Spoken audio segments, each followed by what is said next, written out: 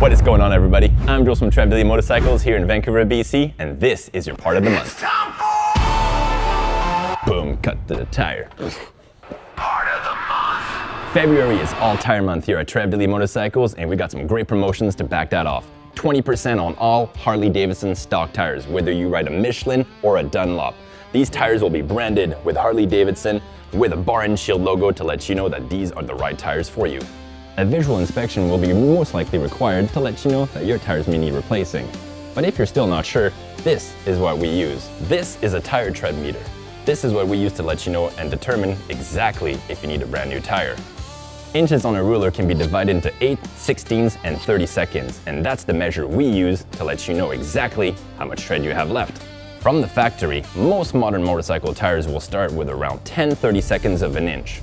As you wear those down to 3 32nds of an inch is when we will let you know that you might need replacing. At 1 32nds of an inch, you're in the critical zone and you really should replace those tires.